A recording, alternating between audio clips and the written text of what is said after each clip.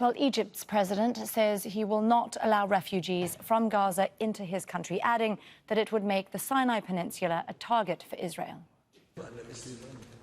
The whole concept of transferring Palestinians from the Gaza Strip into Sinai is simply moving the fighting and resistance from the Gaza Strip to Sinai, which means Sinai will become a base for military operations against Israel. And then Israel will try to defend itself and direct its military operations against Egypt and Sinai. Egypt is committed to establishing peace. We should remain dedicated to our investment in the peace process. We should come up with a viable solution. If there is a transfer, let it be to the Negev desert in Israel. Let Israel do what they wish to do with the military operatives in Gaza before returning the Palestinians back. All acts by Israel, cutting water and electricity, is a means to forcibly transfer Palestinians into the Sinai Peninsula, which we totally reject. Well, let's take a closer look at the Rafah crossing, the sole crossing point between Egypt and the southern end of the Gaza Strip. It's Gaza's only lifeline to the outside world, but supplies coming into Gaza through Rafah require Israeli approval. And it's also only for small vehicles and the movement of people. Now, the other crossing in the south is Karam Abu Salam. It's located where the borders of Egypt, Gaza and Israel meet. It's also the sole passage for larger trucks carrying goods, fuel and aid into Gaza. Hundreds of tons of aid from several countries have been held up in Egypt pending a deal for its safe delivery to Gaza and the evacuation of some foreign passport holders through the other Rafah border crossing. Well, we can now speak to Hussein Haridi. He's the former Egyptian Assistant Foreign Minister. He joins me now from Cairo. Sir, I'll start by asking you for your reaction to President Sisi's statement we just listened to. Can you explain for our viewers why Cairo is so adamant that Palestinian refugees should not be sent to Egypt or Jordan?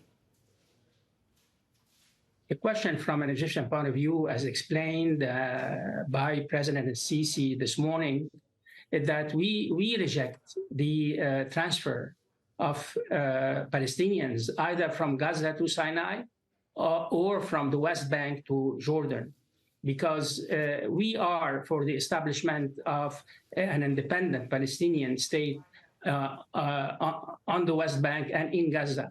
If the Palestinians in both the West Bank and Gaza would leave their territories, then there will never be a Palestinian state. That's the reason why Egypt is against the transfer of Palestinians to either Egypt or Jordan.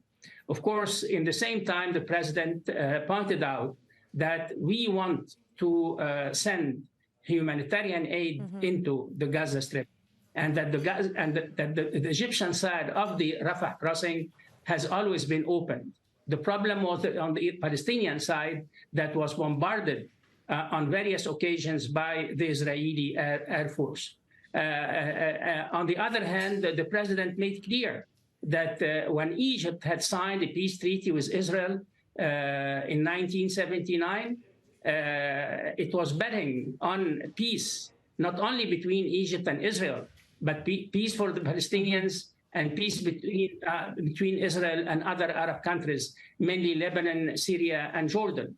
Jordan signed the peace treaty back in October 1994, and of course we are working. The president said today that for peace from an Egyptian point of view is a strategic option, quoting him, and we would like that the international community, particularly the United States, would join Egypt in its efforts to make this dream come true.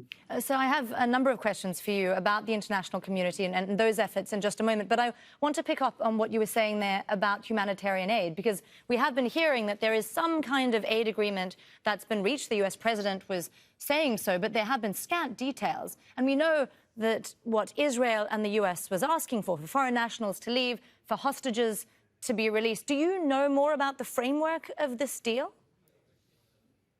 Well, according to what President Biden made clear before he left Israel today, he said that he agreed with the Israeli leaders that humanitarian aid would enter the Gaza Strip.